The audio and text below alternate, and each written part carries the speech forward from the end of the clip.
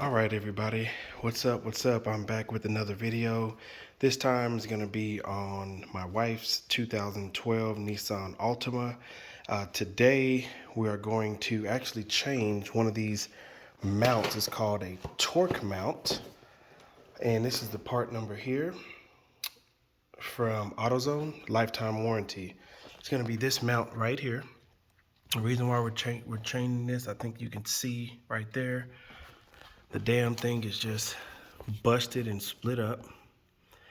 This car is 2012, like I said, 176,000 miles as of this past weekend. So it's getting up there in mileage, but that mount has been a known issue for me. So I'm going to go ahead and change that. So this video is going to be kind of a loose DIY. So the first step is you'll grab your Allen wrench here. This is a, let's see, H3/16 Allen wrench. Can't really see it there. We're going to take our cover off here. So I'm going to pause the video and be back when I get the cover off. Next step we want to do, that was my first step, was to just jack up the car. You're not doing anything but putting a little bit of pressure on the oil pan, so when you break this bracket off, the engine's obviously going to get loose. So we want to make sure the engine's supported. Next step is we're going to remove these 4 bolts here, which are, I believe these are, let's see, I think they're 17s. I have all my sockets next to me. This is yeah, so this is 17. Actually, I think they're, here we go. They're 16, excuse me, I apologize for that. They are 16s. So 16, 1, 2, 3, 4. And then we're gonna pry off this power steering reservoir so we can get access to our main bolt here, which I believe is a size 18. And then that's another bolt that we need to get out. Now I did see a video where a gentleman removed this entire cowl and the wiper arms. I'm actually going to elect not to do it because I think you can just loosen these up enough to get enough height to pull that bolt out. So we'll just document the progress as we go along, but that's going to be my method in getting this out. Just coming back so you can see some progress here. These bolts don't have too much torque on them. I mean, they should, but that one does. The other two, for some reason, came out pretty good, so we'll have to make sure we torque these puppies back down.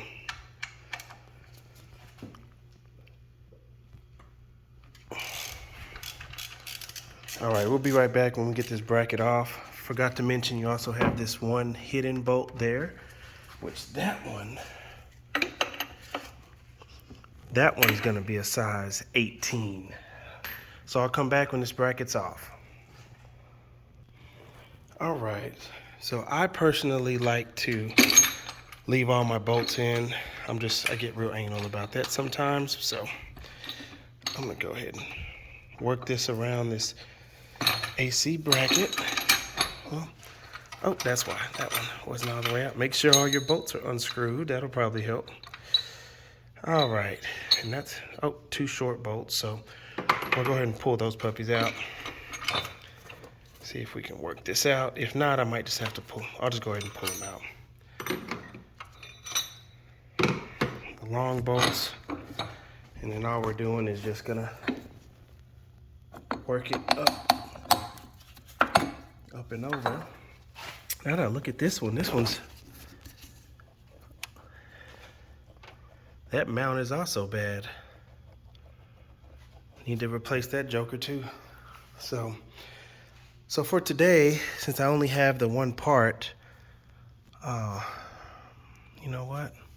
Yeah, since I only have the one part, I'm gonna go ahead and proceed with this one, and I'll do a video when I replace this one. This one's not that difficult either. You just got 1, 2, and 3 bolts back there. But we'll definitely get that addressed as well, in addition to that new mount. So I'm gonna buy this one tomorrow, and I'll do the video on that one tomorrow. So I'll be right back. So the next step is to get the power steering reservoir off. the way I did that, you'll see here, this actually sits in between those grooves, and that little back tab snaps in and holds the reservoir in. So all I did, got a flathead screwdriver, pried back on it, and then pulled up, and that released. The reason why we're doing that is to gain access to our bolt there, which is gonna come, straight out back. So I'll go ahead and get that out and start working on this. I'll check back in once I've gotten a little bit further.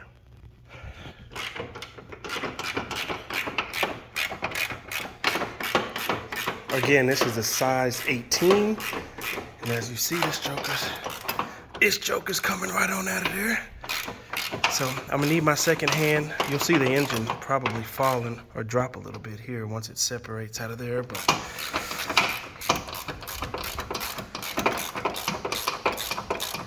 might be out. Might need just to push up just a little bit.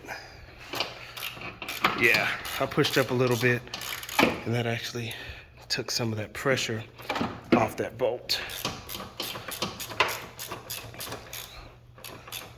All right, let me go ahead and pull this puppy out. Just wanted y'all to see how damaged this mount is. Look at this.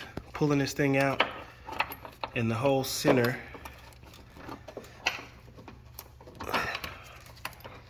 of the damn mount fucking pulled out of there. So guys, if you're getting any kind of vibration at startup, check your mounts. Please check your motor mounts.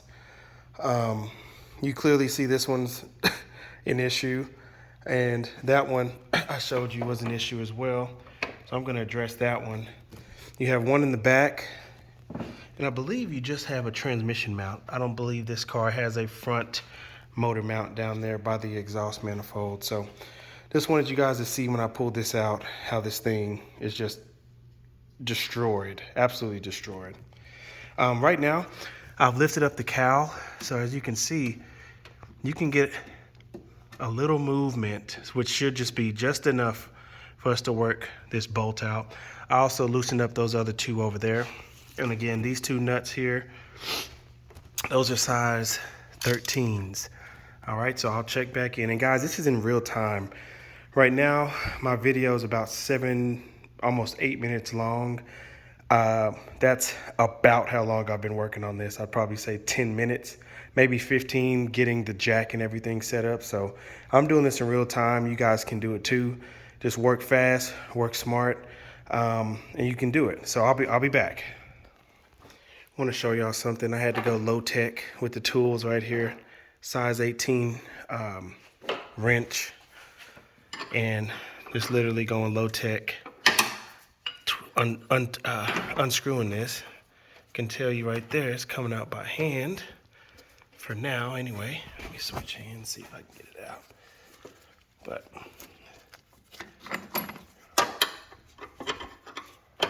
I don't have ratcheting wrenches this size. I need to go get me some. My biggest ratcheting wrenches go up to 17. So I did want to show you that I tried to put a socket with my swivel attachment on there, and I was going to be able to get the socket, on the actual bolt, but I wasn't going to be able to, because of the way the angle was for this, I wasn't going to be able to actually get any torque on it. So I'll be right back when I get this out.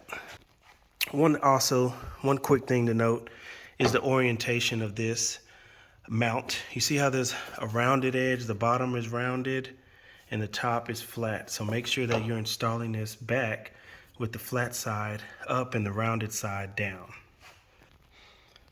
So I want to show you, I can see why the other guy took the cowl off.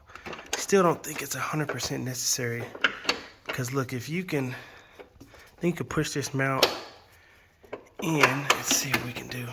See, we're almost out of there, so I feel like this bolt can be finagled out of there, and I'm gonna try, because I did loosen up my cowl just a little bit, so I am gonna need two hands, so I'll be right back. Just want to show you my setup. So I do have a pry bar here. Like I said, I did loosen up these cow bolts and that cow panel bolt. And I'm prying down on this, and look at this. Come on. Come on, Ryder. Come on out of there. Come on out of there. You know you want to. You know you want to. Oops, I lost my position. But you get the idea. This is the method that I'm using at this time. Just got the bolt out. Got the bolt out by prying up on this. I did loosen these a little bit more, and that enabled me to pry up on this. So let's go ahead and pull this puppy out.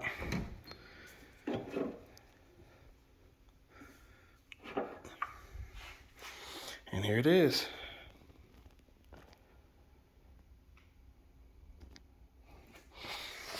I'll go ahead and compare it to our new part real quick. Make sure it's the real deal. Looks like the real deal. That's the right orientation. Again, that's Duralast part number 9444. And it'll just be rinse and repeat. So just reinstall it. Remember, flat side up. You want to reinstall it like so. Put your bolt back in there. Let's see if I can get mine around there. Whoops, lost my footing again. Hard to do this one-handed, so let's try to see if we can get this again.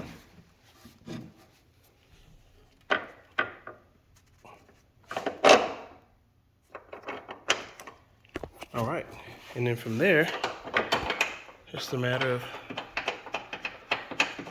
working it back in there. So, guys, I just want to thank you for watching again. I hope this helps somebody. It's literally been, this is 12 minutes of recording, even with my stops, and I already have this mount back in. So it's not a hard job. Save yourself some money. This part, by the way, was $67 from AutoZone. You can get it on Rock Auto for cheaper, about 35 bucks. I recently signed up with AutoZone as a business account, so it actually cost me $27, which I'm very happy about. So I'm gonna go back and buy this mount, which I believe was about $30-something underneath my commercial account. So guys, do what you can to save little bucks, save some money. Just go down to your local courthouse, file a business name, get your tax ID number, and voila, it cost me $25 to file my business name in Dallas, and boom, I'm in business. So good luck to you guys, and like and subscribe if there's anything else that I can do for you. I'd be happy to.